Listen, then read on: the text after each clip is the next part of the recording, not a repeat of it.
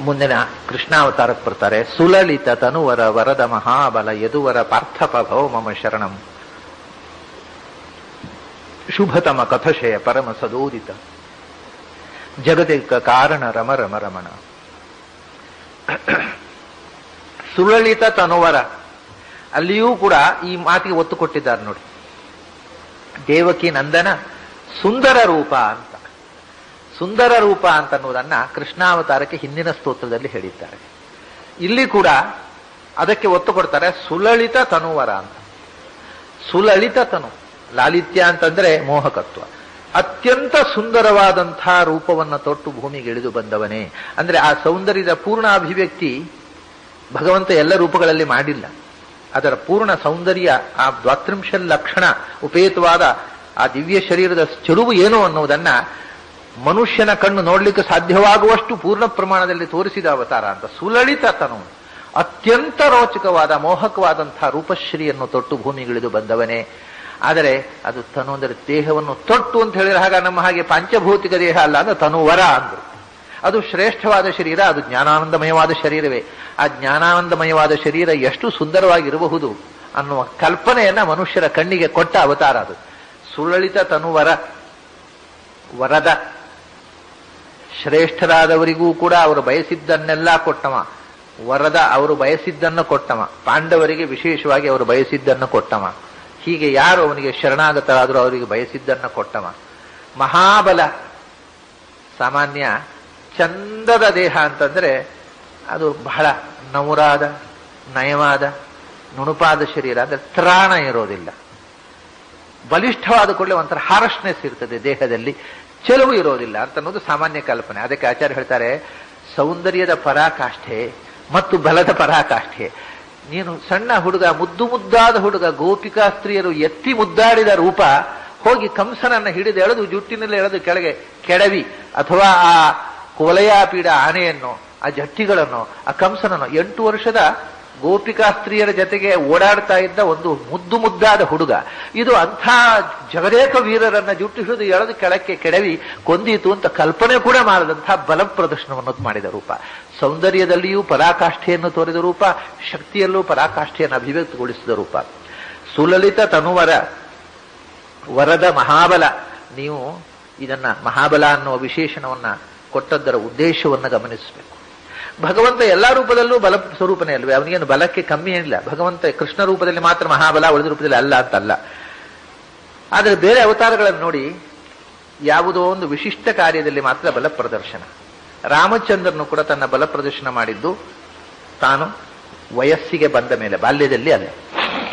ಆ ರೂಪದಲ್ಲಿ ಕೂಡ ಬಾಲ್ಯದಲ್ಲಿ ಬಲ ಪ್ರದರ್ಶನ ನಾನು ಮಾಡಲೇ ಇಲ್ಲ. ಅಲ್ಲಿ ಮಕ್ಕಳೊಟ್ಟಿಗೆ ಆಡುವುದು, ಶಸ್ತ್ರ ವಿದ್ಯಾಭ್ಯಾಸ ಮಾಡುವುದು, ಹೀಗೇ ಮಾಡಿ ಕೊನೆಗೆ ಅವನು ಮೊಟ್ಟ ಮೊದಲು ಬಲ ಪ್ರಯೋಗ ಮಾಡಿದ್ದು 14ನೇ ವರ್ಷದಲ್ಲಿ ವಿಶ್ವಾಮಿತ್ರರ ಆಶ್ರಮದಲ್ಲಿ, ಸುಬಾಹು ಮಾರೀಚರನ್ನ ಕೆಡವುವ ಮೂಲಕ. ಅಲ್ಲಿಂದ ಮೊದಲು ತಾಟಕೆ ಅಂತೂ 14ನೇ ವಯಸ್ಸಿನಲ್ಲಿ. 14ನೇ ವಯಸ್ಸು ಅಂತಂದ್ರೆ ಅದು ಮೇಜರ್ ಆಗುವ ವಯಸ್ಸು. ಹಿಂದೆ 14, 16 ಪೂರ್ಣ ಪ್ರಮಾಣದ ಮೇಜರ್ ಆಗುವಂಥದ್ದು. ಅದರಿಂದಲೇ ದಶರಥ ರಾಮಚಂದ್ರನನ್ನ ಕಾಡಿಗೆ ಕಳಿಸಿಕೊಡಬೇಕು. ವಿಶ್ವಾಮಿತ್ರರು ಹೇಳಿದ್ರು, ನನ್ನ ಜೊತೆಗೆ ಕಾಡಿಗೆ ಕಳಿಸಿಕೊಡು ನಮ್ಮ ಆಶ್ರಮಕ್ಕೆ ಅಂತ ಹೇಳಿದಾಗ, ಊನ ಷೋಡಶ ವರ್ಷೋಮೇ ರಾಮೋ ರಾಜೀವಲೋಚನ, ನಮ್ಮ ಹುಡುಗನಿಗೆ ಇನ್ನೂ 16 ಆಗಿಲ್ಲ, ಅಂದ್ರೆ ಇನ್ನೂ ಮೇಜರ್ ಆಗಿಲ್ಲ, ಮೈನರು, ಯಾಕೆ ಕಳಿಸೋದು ಅಂತ ಕೇಳಿದ ದಶರಥ. ಅದಕ್ಕೆ ನಿಮ್ಮ ರಾಮಚಂದ್ರ ಅವನು ಮೈನರು ಆಗೋದಿಲ್ಲ, ಮೇಜರು ಆಗೋದಿಲ್ಲ, ನಾನು ಗೊತ್ತು, ನೀನು ಕಳಿಸಿಕೊಡು, ಆ ಹುಡುಗನ್ನ ನಾನು ನೋಡ್ಕೋತೇನೆ ಅಂತ ಹೇಳಿದ್ರು. ಅದು ಬೇರೆ ವಿಷಯ. ಅಂದ್ರೆ 16 ವರ್ಷಕ್ಕಿಂತ ಮೊದಲು ಸುಮಾರು 14ನೇ ವಯಸ್ಸಿನಲ್ಲಿ ತನ್ನ ಆ ಶಕ್ತಿಯ ಅಭಿವ್ಯಕ್ತಿಗೊಳಿಸಿದ್ದು. ಅಲ್ಲಿ ತನಕ ಶಕ್ತಿಯ ಅಭಿವ್ಯಕ್ತಿಗೊಳಿಸಿಲ್ಲ. ಕೃಷ್ಣ ಹಾಗಲ್ಲ. ಜನನದ ಕ್ಷಣದಲ್ಲೇ ತಮದ್ಭುತಂ ಬಾಲಕಂ ಅಂಬುಜಕ್ಷಣಂ ಚತುರ್ಭುಜಂ ಶಂಖಗದಾದ್ಯುದಾಯುಧಂ ಶ್ರೀವತ್ಸಲಕ್ಷ್ಮಂಗಲ ಶೋಭಿಕೌಸ್ತುಭಂ ಪೀತಾಂಬರಂ ಸಾಂದ್ರ ಪಯೋಧ ಸೌಭಗಂ ಮಹಾರಥ ವೈಡೂರ್ಯ ಕಿರೀಟ ಕುಂಡಲ ತುಷಾ ಪರಿಶ್ವಕ್ತ ಸಹಸ್ರ ಕುಂತಲಂ ಉದ್ದಾಮ ಕಾಂಚಿ ಅಂಗದ ಕಂಕಣಾದಿಭಿರ್ ವಿರೋಚಮಾನಂ ವಸುದೇವ ಯಕ್ಷತ. ಶಂಖ ಚಕ್ರ ಗದಾ ಪದ್ಮ ಶತ್ರು ಸಂಹಾರಕ್ಕೆ ಬೇಕಾಗಿರತಕ್ಕ ಆಯುಧಗಳನ್ನೆಲ್ಲ ಹಿಡ್ಕೊಂಡೇ ಜನಿಸಿದಾಗ ಅಭಿವ್ಯಕ್ತವಾದ ರೂಪದಲ್ಲೇ ವಸುದೇವ ದೇವಕಿಯರಿಗೆ ತೋರಿದಂತಹ ಮಹಾಬಲ ರೂಪ ಅದು. ಅಲ್ಲಿಂದ ತನ್ನನ್ನು ಹೊತ್ತುಕೊಂಡು ವೃಂದಾವನಕ್ಕೆ ಹೋಗಿ ಕರ್ಕೊಂಡು ಹೋಗಿ ಅಲ್ಲಿ ಬಿಟ್ಟುವ ಅಂತ ಹೇಳಿದಾಗ, ಅಲ್ಲಿ ಭಗವಂತ ನದಿಯನ್ನ, ಮಳೆಗಾಲದ ಹುಚ್ಚು ಹೊನಲುವಾಗಿ ಹರಿತಾ ಇದ್ದಂತಹ ನದಿಯನ್ನ 2 ಭಾಗ ಮಾಡಿ ಭಗವಂತ ಹೋಗುವುದಕ್ಕೆ ದಾರಿ ಮಾಡಿಸಿಕೊಟ್ಟು ಆ ಬಾಲ್ಯದಲ್ಲೇ ತನ್ನ ಬಲ ಪ್ರದರ್ಶನ ಮಾಡಿದಂತಹ ರೂಪ. ಅನಂತರ ಮಗುವಾಗಿದ್ದಾಗಲೇ ಇನ್ನೂ ಹಾಲು ಮಗು, ಎದ್ದು ಕೂತ್ಕೊಳ್ಳಿಕ್ಕೂ ಪ್ರಾರಂಭ ಮಾಡಿಲ್ಲ. ಇನ್ನು 1 ತಿಂಗಳು ಆ ಮಗು ಶಕಟಾಸುರನನ್ನು ಕೊಂದ, ಕಾಲಲ್ಲಿ ಒದ್ದು. ತೃಣಾವರ್ತನನ್ನ, ಯಮಲಾರ್ಜುನವನ್ನ ಸೊಂಟಕ್ಕೆ ಹಗ್ಗ ಹಾಕಿದ್ರು ಕರ್ಕೊಂಡು ಹೋಗಿ ಜಿಡ್ಡೆಯನ್ನು ಎಳ್ಕೊಂಡು ಹೋಗಿ ಹೀಗೆ ಬಾಲ್ಯ ಯಮಲಾರ್ಜುನವನ್ನ ಭಂಜನೆ ಮಾಡಿದ. ಮತ್ತೆ ಬಕಾಸುರ, ವೃಷಭಾಸುರ, ಕೇಶಿ, ಅರಿಷ್ಟ, ಮತ್ತೆ ಹಾಲು ಕುಡಿಲಿಕ್ಕೆ ಬಂದ. ಇನ್ನೂ ಅದಕ್ಕಿಂತ ಮೊದಲನೇದೇ ಬಿಟ್ಟುಬಿಟ್ಟೆ ನಾನು. ಹಾಲು ಕುಡಿಲಿಕ್ಕೆ ಅಂತ ಬಂದ, ಜನನಾಗಿ ಇನ್ನೂ 1 ವಾರ ಆಗುವ ಹಾಲು ಕುಡಿಲಿಕ್ಕೆ ಬಂದಾಗ ಪೂತನಾ ಜೀವಿತ ಹರಹ. ಬಾಲ್ಯದಿಂದ ಪ್ರತಿ ಕ್ಷಣವೂ ತನ್ನ ಬಲಸ್ವರೂಪವನ್ನ ಅಭಿವ್ಯಕ್ತ ಮಾಡಿದ ರೂಪ ಕೃಷ್ಣಾವತಾರ. ಪ್ರಬುದ್ಧನಾದ ಮೇಲೆ ಇದು ವಿಚಿತ್ರ, ಅವನು ಬಾಲ್ಯದಲ್ಲೇ ಎಲ್ಲ ಸಂಹಾರ ಲೀಲೆ ಮಾಡಿದ್ದು. ಕಂಸನನ್ನು ಕೊಂದದ್ದು ಇನ್ನೂ 8-10 ವರ್ಷದೊಳಗೆ. ಮತ್ತೆ ಅವನು ಪ್ರಬುದ್ಧನಾದ ಮೇಲೆ ಸುಮಾರು ಕೃಷ್ಣ 30-35 ಅಲ್ಲಿಂದಲೂ 50 ವರ್ಷದ ತನಕ ಕೃಷ್ಣ ಯುದ್ಧ ಮಾಡಿ ಶತ್ರುಗಳ ಜೊತೆಗೆ ಅವನ ವಿರುದ್ಧ ಹೋರಾಡಲಿಕ್ಕೆ ಬಂದವರನ್ನು ಹೋರಾಡಿದ್ದುಂಟು. ಆದರೂ ಮತ್ತೆ ಕಮ್ಮಿ. 30 ವರ್ಷದ ನಂತರ ಅವರು ಯುದ್ಧ ಮಾಡಿದ್ದನ್ನ ಸಂಖ್ಯೆ ಕಡಿಮೆ. 50 ವರ್ಷ ಆದ ಮೇಲೆ ಯುದ್ಧವೇ ಮಾಡುವುದಿಲ್ಲ ಅಂತ ಕೂತು, ನಾನು ಯುದ್ಧವೇ ಮಾಡುವುದಿಲ್ಲ, ನಾನು ಕೈಯಲ್ಲಿ ಅಸ್ತ್ರ ಹಿಡಿದು ಹೋರಾಡುವುದಿಲ್ಲ ಅನ್ನೋ ರೀತಿಯ ತೀರ್ಮಾನ ಮಾಡಿ ಕೂತು ಬಿಟ್ಟ.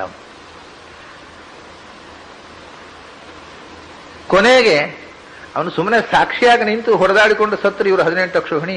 ಅವನ ಕೈಯಲ್ಲಿ ಆಯುಧ ಹಿಡಿಯಲಿಲ್ಲ. ಈಗ ಬೇರೆ ರೂಪಗಳು ಪ್ರಬುದ್ಧರಾದ ಮೇಲೆ ಯುದ್ಧ ಮಾಡಿದರೆ, ಕೃಷ್ಣ ಬಾಲ್ಯದಲ್ಲಿ ಶಸ್ತ್ರ ಸಂಹಾರ ಮಾಡಿ ಆಮೇಲೆ ತಾನು ಕೈಯಲ್ಲಿ ಅಸ್ತ್ರವೇ ಹಿಡಿಯುವುದಿಲ್ಲ ಅಂತ ಸುಮ್ಮನೆ ಕೂತು ಬಿಟ್ಟವ. ಒಂದು ವಿಚಿತ್ರವಾದ ರೂಪ ಅದು. ಆದರೆ ಕೊನೆಗೆ ಬಲಪಾರ್ಥ ಭೀಮ ವ್ಯಜಾಕ್ವಯೇನ ಹರಿಣ ಅಂತ ಬಲರಾಮನ ರೂಪದಲ್ಲಿ, ಅರ್ಜುನನ ರೂಪದಲ್ಲಿ, ಭೀಮನ ರೂಪದಲ್ಲಿ ಎಲ್ಲರ ಒಳಗೂ ತಾನಿದ್ದು ಇಡೀ ಸಂಹಾರ ಮಾಡಿದ. ಮಹಾಸಂಹಾರ. ಬೇರೆ ಯಾವ ಅವತಾರಗಳಲ್ಲೂ ಮಾಡದಷ್ಟು ಶತ್ರು ಸಂಹಾರ ಕೃಷ್ಣಾವತಾರದಲ್ಲಿ ಆಗಿದೆ. ದೊಡ್ಡ ಸಂಹಾರ. ಹೀಗೆ ಭಗವಂತ ಮಹಾಬಲನಾಗಿ ತೋರಿಸಿಕೊಂಡದ್ದು ಕೃಷ್ಣಾವತಾರದಲ್ಲಿ. ಅಂದ್ರೆ ಸುಲಲಿತ ತನುವರ ವರದ ಮಹಾಬಲ ಯದುವರ ಪಾರ್ಥಪ ಭವ ಮಮ ಶರಣಂ. ಯದುವರ ಅವನು ರಘುವಂಶದಲ್ಲಿ ಹಿರಿಯನಾಗಿ ಬಂದರೆ, ಇವನು ಯದುವಂಶದಲ್ಲಿ ಹಿರಿಯನಾಗಿ ಬಂದ. ಒಂದು ಸೂರ್ಯವಂಶ, ಒಂದು ಚಂದ್ರವಂಶ. ಆ ಚಂದ್ರವಂಶದಲ್ಲಿ ಯಯಾತಿಯಿಂದ 2 ಕವಲಾಗಿ ಬಂದದ್ದು. ಯದುಂಚ ತುರ್ವಶುಂಚೈವ ದೇವಯಾನಿ ವಿಜಾಯತ ದೃಶ್ಯುಂಚ ಅನುಂಚ ಪೂರುಂಚ ಶರ್ಮಿಷ್ಠಾ ವಾರ್ಷಪರ್ವಣಿ. ಒಬ್ಬ ದೇವಯಾನಿಯ ಮಗ, ಮೊದಲನೇ ಮಗ ಯದು, ವೃಷಪರ್ವನ ಮಗಳು ವಾರ್ಷಪರ್ವಣಿಯ ಮಗಳು ಶರ್ಮಿಷ್ಠೆಯ ಮಕ್ಕಳಲ್ಲಿ 3 ಕೊನೆಯವ ಪೂರು. ಈ ಯದು ಮತ್ತು ಪೂರು ಇವರಿಬ್ಬರಿಂದ 2 ಚಂದ್ರವಂಶದ 2 ಕವಲು ಪ್ರಾರಂಭ ಆಯಿತು.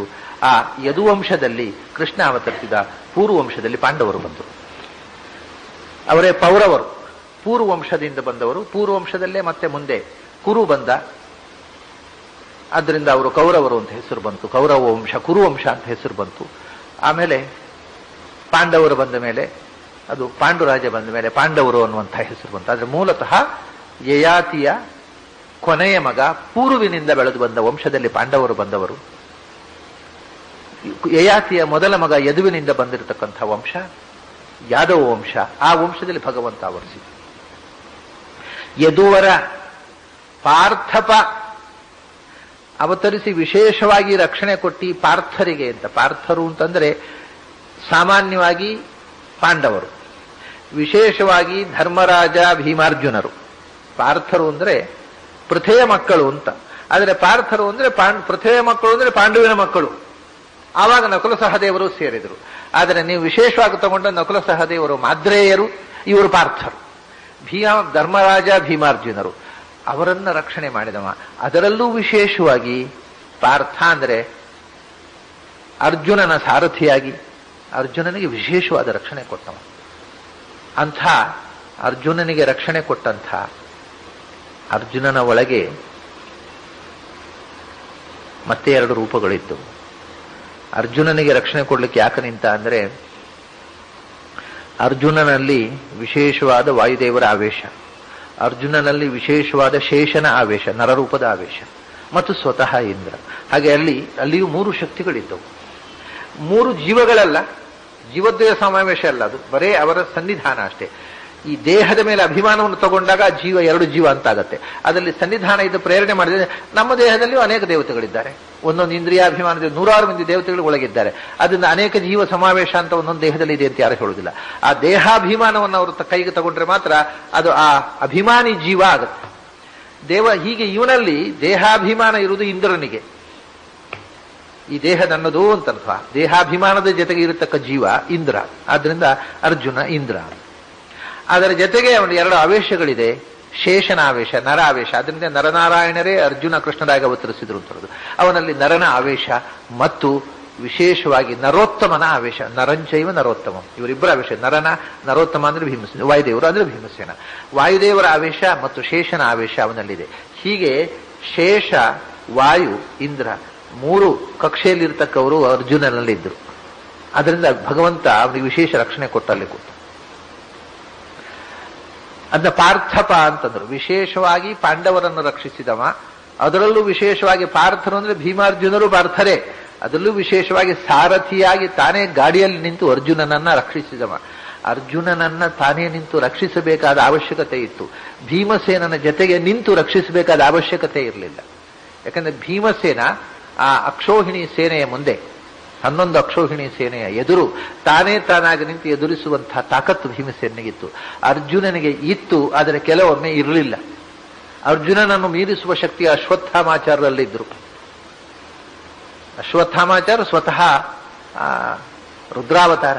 ಅಶ್ವತ್ಥಾಮಾಚಾರರು ಅಲ್ಲಿ ಇದ್ರು. ವರಬಲದಿಂದ ಇಂದ್ರನೂ ಸೋಲಿಸಲಾಗದಂತಹ ಅನೇಕ ಶಕ್ತಿಗಳು ಎದುರುಗಡೆ ಇದ್ದವು. ಅಂಥ ಸಂದರ್ಭದಲ್ಲಿ ಅರ್ಜುನನಿಗೆ ಅಶ್ವತ್ಥಾಮಾಚಾರ ಬಿಟ್ಟಂತಹ ನಾರಾಯಣಾಸ್ತ್ರವನ್ನು ರಕ್ಷಿಸಬೇಕಾಗಿದ್ರೆ ಅರ್ಜುನನ ರಥದಲ್ಲಿ ಕೃಷ್ಣ ಕೂಡಲೇಬೇಕಾಯ್ತು. ಇಲ್ಲದೇ ಇದ್ದರೆ ಆ ರಥದ ಜೊತೆಗೆ ಅರ್ಜುನ ನಾಶವಾಗ್ತಿದ್ದ. ಪಾರ್ಥನನ್ನು ರಕ್ಷಣೆ ಮಾಡಿದವ ಅಂತ ಅನ್ನುವಂಥದ್ದು ಘಟನೆ. ಪ್ರತಿಯೊಂದು ಘಟನೆಯಲ್ಲಿ ಯುದ್ಧದಲ್ಲಿ ನಮಗೆ ನಿನ್ನೆ ಒಂದು ಹೇಳಿದೆ ನಾನು. ಸರ್ಪಾಸ್ತ್ರ ಬಿಟ್ಟಾಗ ರಥವನ್ನ ಕೆಳಕ್ಕೆ ಇಳಿಸಿ ಅರ್ಜುನನ ತಲೆ ಹಾರಿ ಹೋಗದ ಹಾಗೆ ರಕ್ಷಣೆ ಮಾಡಿದ. ಕೊನೆಗೆ ಅಶ್ವತ್ಥಾಮಾಚಾರರು ನಾರಾಯಣಾಸ್ತ್ರವನ್ನು ಪ್ರಯೋಗ ಮಾಡಿದರು. ಆಗ ರಕ್ಷಣೆ ಮಾಡಲಿಕ್ಕೋಸ್ಕರ ಭೀಮಸೇನ ಹತ್ರ ಕೃಷ್ಣ ಹೋಗಬೇಕಾಗಿರಲಿಲ್ಲ. ಭೀಮಸೇನ ತನ್ನನ್ನು ರಕ್ಷಿಸಿಕೊಂಡ. ಉಳಿದವರು ಓಡಿ ಹೋಗಿ ರಕ್ಷಣೆ ಮಾಡಿಕೊಂಡ್ರು. ಅರ್ಜುನ ಶರಣಾಗತನಾಗಿ ಅಸ್ತ್ರವನ್ನು ಕೆಳಗಿಟ್ಟು ತಲೆಬಾಗಿ ಕೂಡು ಅಂದ ಕೃಷ್ಣ. ಅಲ್ಲಿಗೆ ಅದು ನಾರಾಯಣಾಸ್ತ್ರದ ಕಥೆ ಮುಗೀತು ಅಂತ ತಿಳ್ಕೊಂಡಿದ್ದ ಅರ್ಜುನ. ಮುಗುದಿಲ್ಲ, ಅದು ಕಾದು ಕೂತಿತ್ತು. ಆಗ ಏನಾಯಿತು, ಯುದ್ಧ ಮುಗಿಯಿತು. ಇವರು ಶಿಬಿರಕ್ಕೆ ಬಂದರು. ಶಿಬಿರಕ್ಕೆ ಬಂದಾಗ ಯಾವಾಗಲೂ ಕೃಷ್ಣ ಇಳಿದು ಆಮೇಲೆ ಅರ್ಜುನ ಇಳಿಯೋದು. ಇವನು ಕೃಷ್ಣ ಇಳಿದು ಗಾಡಿಯಿಂದ ಅರ್ಜುನ ಹತ್ರ ಹೇಳಿದ, ನೀನು ಇಳಿಯೋ ಮೊದಲು. ನಾನು ಯಾಕೆ ಇಳಿಬೇಕು, ನೀನು ಇಳಿ ಮೊದಲು. ನಾನು ಮೊದಲು ಹೇಳಿದ್ರೆ ಮತ್ತೆ ನೀನು ಇಳಿಲಿಕ್ಕೆ ಇರೋದಿಲ್ಲ. ಆದ್ದರಿಂದ ನೀನು ಮೊದಲು ಇಳಿ, ಆಮೇಲೆ ನಾನು ಇಳಿತೇನೆ. ಆವತ್ತು ಕೃಷ್ಣ ಇಳಿಯಲೇ ಇಲ್ಲ, ಅರ್ಜುನನನ್ನು ಇಳಿಸಿದ. ಅರ್ಜುನನನ್ನ ಇಳಿಸಿದ ಮೇಲೆ ಕೃಷ್ಣ ಇಳಿದ ಮೇಲೆ ಆ ರಥ ಮತ್ತು ಆ ಕುದುರೆಗಳು ಸುಟ್ಟು ಹೋದವು ನಾರಾಯಣಾಸ್ತ್ರದಿಂದ ಅನ್ನೋದು ಮಹಾಭಾರತದಲ್ಲಿದೆ. ತದ್ರಥ ಹಯಾನಾಂ ದಾಹೋಕ್ತೇಹೆ. ರಥ ಮತ್ತು ಕುದುರೆಗಳು ಸುಟ್ಟು ಹೋದವು. ಒಂದು ವೇಳೆ ಕೃಷ್ಣ ಅಲ್ಲದೆ ಇರ್ತಿದ್ರೆ ಅರ್ಜುನನು ಅದರ ಜೊತೆಗೆ ಸುಟ್ಟು ಹೋಗ್ತಿದ್ದ. ಹೀಗೆ ಭೀಮಸೇನ ಅವನ ಒಳಗೆ ಭಗವಂತ ಸದಾ ಇದ್ದಾನೆ. ಅವನು ಗಟ್ಟಿಯಾಗಿ ತನ್ನನ್ನು ರಕ್ಷಿಸಿಕೊಂಡ. ಅರ್ಜುನನಿಗೆ ಕೃಷ್ಣ ಜೊತೆಗೆ ಇಲ್ಲದೆ ಇದ್ರೆ ತನ್ನನ್ನು ತಾನು ರಕ್ಷಿಸಿಕೊಳ್ಳುವುದು ಅನೇಕ ಬಾರಿ ಸಾಧ್ಯವಾಗ್ತಿರ್ಲಿಲ್ಲ. ಈ ಮಾತನ್ನ ಅರ್ಜುನನೇ ಒಂದು ಕಡೆ ಹೇಳ್ತಾನೆ. ಮುಂದೆ ಕೃಷ್ಣ ತನ್ನ ಅವತಾರ ಸಮಾಪ್ತಿ ಮಾಡಿದ. ಅವತಾರ ಸಮಾಪ್ತಿ ಮಾಡುವಾಗ ಅರ್ಜುನನಿಗೆ ಹೇಳಿ ಕಳಿಸಿದ. ಅರ್ಜುನ ಬಂದಾಗ ಹೇಳಿದ, ಅಪ್ಪ ನಾನು ಹೊರಟು ಹೋಗ್ತಾ ಇದ್ದೇನೆ. ಇಲ್ಲಿ ಇರತಕ್ಕಂಥ ಅಳಿದು ಉಳಿದಿರತಕ್ಕಂಥ ಹೊರದಾಡಿಕೊಂಡು ಸತ್ತಿದ್ದಾರೆ ಎಲ್ಲ ಯಾದವರು. ಅವು ಎಲ್ಲ ಒಬ್ರಿಗೊಬ್ರು ಹೊಡ್ಕೊಂಡು ಕೃಷ್ಣನ ಮಗ ಮೊಮ್ಮಗ ಸಾತ್ವಿಕಿ ಇವರೆಲ್ಲ ಕೃಷ್ಣನಿಗೆ ಅತ್ಯಂತ ಪ್ರೀತಿ ಪಾತ್ರರಾದವರೆಲ್ಲ ಕೃಷ್ಣನ ಕಣ್ಮುಂದೆ ಹೊಡೆದಾಡಿಕೊಂಡು ಸತ್ತಿದ್ದಾರೆ. ಆಮೇಲೆ ಉಳಿದವರು ಅಂದ್ರೆ ಹೆಣ್ಮಕ್ಳು, ಮುದುಕರು, ಆಮೇಲೆ ಚಿಕ್ಕ ಮಕ್ಕಳು ಉಳಿದಿದ್ದಾರೆ. ಈ ಯುವಕರೆಲ್ಲ ಹೊಡೆದಾಡ್ಕೊಂಡು ಸತ್ತಿದ್ದಾರೆ. ಈ ಉಳಿದಿರತಕ್ಕಂಥ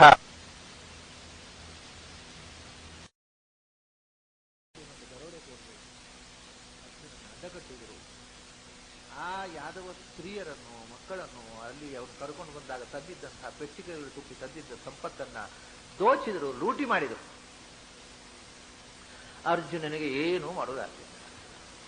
18 ಅಕ್ಷೋಹಿಣಿ ಸೇನೆ ಸೇರಿದಂತಹ ಮಹಾಯುದ್ಧದಲ್ಲಿ ಆ ಕಾಲದಲ್ಲೇ ಜಗತ್ತಿನಲ್ಲೇ ಮಹಾವೀರರು ಅಂತ ಅನ್ನೋರು ಎದುರು ಹೋರಾಡಿದ ಅರ್ಜುನನಿಗೆ ಕಾಡಿನ ಪುಂಡಪೋಕರ ಜೊತೆಗೆ ಹೋರಾಡೋದಾಗುವುದಿಲ್ಲ. ಆಗ ರಕ್ಷಿಸಲಿಕ್ಕಾಗದೆ ಹೆಣ್ಮಕ್ಳನ್ನ ಅವರು ಎಳ್ಕೊಂಡು ಹೋದ್ರು ಬಲಾತ್ಕಾರವಾಗಿ, ಅದು ಸ್ತ್ರೀಯರನ್ನ. ಸಂಪತ್ತನ್ನ ಲೂಟಿ ಮಾಡಿ ಹಿಡ್ಕೊಂಡು ಹೋದರು. ಅರ್ಜುನ ಕೈಚಲ್ಲಿ ನಿಂತ. ಅದೇ ಗಾಂಡೀವ ಧನುಸ್ಸು, ಇಡೀ 3 ಲೋಕದಲ್ಲಿ ಸಾಟಿ ಇಲ್ಲದ ವಿಲ್ಲೋಜ ಅಂತ ಹೇಳಿಸಿಕೊಂಡಂತಹ ಯಾವ ಗಾಂಡೀವ ಧನುಸ್ಸು ಅವನ ಕೈಯಲ್ಲಿತ್ತೋ ಅದೇ ಗಾಂಡೀವ ಧನುಸ್ಸು. ತದ್ವೈ ರಥ ಸಧನು ಹಯಾಸ್ತೆ ಸಚ ರಥ. ಅದು ಭಾಗವತದಲ್ಲಿ ಬಂದು ಹೇಳ್ತಾನೆ ಅಣ್ಣನ ಹತ್ರ, ಅದೇ ರಥ ಅಣ್ಣ, ಅದೇ ಕುದುರೆ. ಯಾವ ರಥದಲ್ಲಿ ಕೂತು ನಾನು ಯುದ್ಧ ಮಾಡಿದೆನೋ, ಮಹಾಭಾರತ ಯುದ್ಧ, ಅದರಲ್ಲಿ ವಿಜಯ ಅಂತ ಕೀರ್ತಿ ಪಡೆದನೋ ಅದೇ ರಥ, ಅದೇ ಕುದುರೆ, ಅದೇ ಬಿಲ್ಲು, ಅದೇ ಬಾಣ, ಅದೇ ನಾನು. ಸೋಹಂ ರಥೀ ನೃಪದಯ ಯಥ ಆನಮಂತಿ. ಯಾರ ಕಾಲಿಗೆ ಜಗತ್ತಿನ ಮಹಾವೀರಾಧಿವೀರರಾದ ರಾಜರು ತಲೆಮಣಿದರೋ ಅದೇ ನಾನು. ಆದರೆ ಏನು ಮಾಡಲಿಕ್ಕಾಗಲಿಲ್ಲ ಅಂತ ಹೇಳ್ತಾನೆ ಮುಂದೆ ಅಣ್ಣಂತ. ನನ್ನಿಂದ ಆಗಲಿಲ್ಲ. ಇಲ್ಲಿ ನೋಡಿ, ಅದೇ ರಥ ಅದೇ ಕುದುರೆ ಅಂತಿದೆ. ಒಂದು ತಪ್ಪಾಯ್ತಲ್ಲ ಈಗ. ಆ ರಥ ಕುದುರೆ ಸುಟ್ಟು ಹೋಗಿದೆ. 18ನೇ ದಿವಸ ಸಾಯಂಕಾಲ ನಾರಾಯಣಾಸ್ತ್ರಕ್ಕೆ ಸುಟ್ಟು ಹೋಗಿದೆ. ತದ್ವೈ ರಥ ಸಚಹಯ ಸಧನು ಸರಥ, ಅದೇ ರಥ, ಅದೇ ಬಿಲ್ಲು, ಅದೇ ಬಾಣ. ತೈಷವ, ಅದೇ ಬಾಣ, ಅದೇ ಬಿಲ್ಲು, ಅದೇ ರಥ, ಅದೇ ಕುದುರೆ, ಅದೇ ನಾನು ಅಂತಾನೆ. ಎಲ್ಲಿ ರಥ ಕುದುರೆ ಬೇರೆ ಆಗಿದೆ ಅಲ್ವಾ? ಬೇರೆ ಆಗಿದೆ, ಹೌದು. ಅದೇ ಅಂದರೆ ಅಂಥದೇ ಅಂತ ಅರ್ಥ. ಅದಕ್ಕಿಂತ ಕಮ್ಮಿಯದ್ದೇನೂ ಅಲ್ಲ, ಅಂಥದೇ ರಥ. ಯಾಕೆಂದ್ರೆ ಅದೇ ಬಾಣ ಅಂತ ಹೇಳಲಿಲ್ವ? ಅದೇ ಬಾಣದಿಂದ ಅದೇ ಬಾಣ ಎಲ್ಲಿದೆ? ಆ ಬಾಣ ಬಿಟ್ಟದ್ದು ಹೋಯ್ತಲ್ಲ, ಮತ್ತೆ ಅದೇ ಬಾಣ ಎಲ್ಲಿ ತೆಗಿಲಿಕ್ಕೆ ಬರುತ್ತಾ? ಅದೇ ಬಾಣ ಅಂದ್ರೆ ಏನು? ಅಂಥದೇ ಬಾಣ ಅಂತ ಅರ್ಥ. ಹಾಗೆಯೇ ಅದೇ ರಥ ಅದೇ ಕುದುರೆ, ಅಂಥದೇ ರಥ ಅಂಥದೇ ಕುದುರೆ. ಮಾದ್ರೆ ಅಂಥದೇ ನಾನಲ್ಲ, ಅದೇ ನಾನು. ಅಂಥದೇ ಬಿಲ್ಲಲ್ಲ, ಅದೇ ಬಿಲ್ಲು. ಎಲ್ಲ ಅದು ಹಿಂದಿನಂತಹದೇ ಇದೆ, ಏನೂ ಬದಲಾವಣೆ ಇಲ್ಲ. ಹಾಗಾದ್ರೆ ಬದಲಾವಣೆ ಏನು? ಆಗ ಕೃಷ್ಣ ಇದ್ದ, ಈಗ ಕೃಷ್ಣ ಇಲ್ಲ, ಅಷ್ಟೇ ಬದಲಾವಣೆ. ಹಾಗಾದ್ರೆ Arjuna minus Krishna is a big zero ಅಂತ ಅವನು ಹೇಳ್ತಾನೆ. ಸರ್ವಂ ಕ್ಷಣೇ ತದಭವತ್ ಭಸ್ಮನ್ ಹುತಂ ತದಭವತ್ ಕ್ಷಣೇನ ಅಂತ. ಎಲ್ಲ ಬೆಂಕಿಯಲ್ಲಿ ಹೋಮಿಸುವ ಬದಲು ಬೂದಿಯಲ್ಲಿ ಹೋಮಿಸುವ ಹಾಗಾಯ್ತಣ್ಣ. ಅಸತ್ ಈಶರಿಕ್ತಂ, ಒಬ್ಬ ಈಶ ಇದ್ದ ನಮಗೆ ಒಡೆಯ, ನಿಯಂತ್ರಣ ಮಾಡತಕ್ಕಂತಹ ಕೃಷ್ಣ ಅವನು ಇಲ್ಲ ಅಂದರೆ ನಮ್ಮ ಅಸ್ತಿತ್ವಕ್ಕೆ ಅರ್ಥವೇ ಇಲ್ಲ, ನನ್ನ ಯಾವ ಬಲಕ್ಕೂ ಅರ್ಥ ಇಲ್ಲ ಅಂತ ಅನ್ನತಕ್ಕಂಥ ಮಾತನ್ನ ಅರ್ಜುನ ಹೇಳ್ತಾನೆ.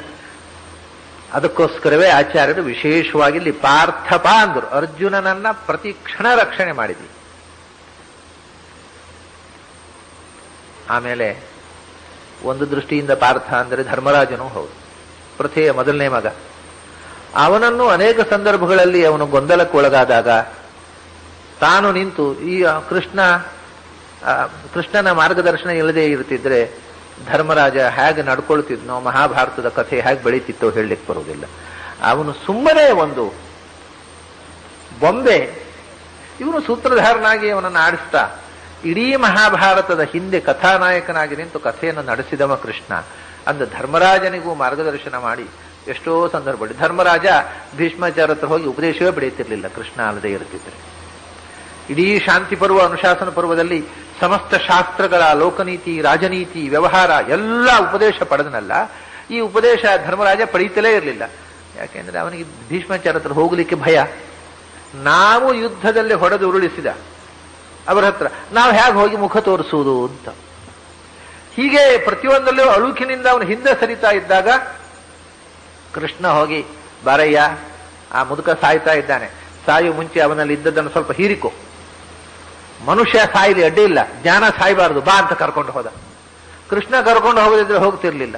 ಆಮೇಲೆ ಅದು ಸಾಮ್ರಾಜ್ಯ ಯುದ್ಧ ಆಯಿತು, ಯುದ್ಧದಲ್ಲಿ ಗೆದ್ರು, ನನಗೆ ರಾಜ್ಯ ಬೇಡ, ನೀನು ಭೀಮರಾಜ ಆಗು ಅಥವಾ ಅರ್ಜುನ ರಾಜ ಆಗಲಿ ಅಂತ ತಾನು ದೂರ ನಿಂತ. ಪುನಃ ಕೃಷ್ಣ ನಿಂತು ಅವನನ್ನು ಸಿಂಹಾಸನ ಕೂಡಿಸಿ ಪಟ್ಟಾಭಿಷೇಕ. ಹೀಗೆ ಹೆಜ್ಜೆ ಹೆಜ್ಜೆಗೆ ಧರ್ಮರಾಜನೇ ತೀರ್ಮಾನ ಮಾಡುತ್ತಿದ್ರೆ ಮಹಾಭಾರತ ಬೇರೆ ಥರ ಆಗಿಬಿಡ್ತಿತ್ತು. ಕೃಷ್ಣ ನಿಂತು ಧರ್ಮರಾಜ ಹೇಗೆ ನಡ್ಕೊಳ್ಬೇಕು ಹಾಗೆ ನಡೆಯುವಂತೆ ಮಾಡಿದ ಅಂದ. ಪಾರ್ಥಪ, ಯದುವರ ಪಾರ್ಥಪ ಅಂಥ ಭಗವಂತನೇ ಪಾರ್ಥನಾಗಿ ಅವತರಿಸಿದಾಗ ತಾನು ಹಿಂದಿನ ಜನ್ಮದಲ್ಲಿ ತನ್ನನ್ನು ರಕ್ಷಿಸಿದವನೇ ಅನ್ನೋದು ಅರ್ಥ.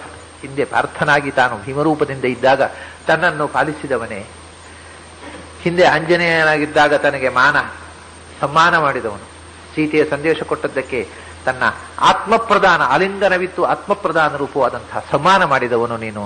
ಅದನ್ನು ನೆನಪಿಸಿಕೊಂಡು ಹಿಂದೆ ಶರಣವನ್ನಿತ್ತೆ, ಹಿಂದಿನ 2 ಅವತಾರಗಳಲ್ಲಿ. ಅಂತೆಯೇ ಸದಾ ನೀನು ಶರಣದ ನನಗೆ ಭವೋ ಮಮ ಶರಣಂ, ನನಗೆ ಆಶ್ರಯನಾಗು, ನನಗೆ ರಕ್ಷಕನಾಗು.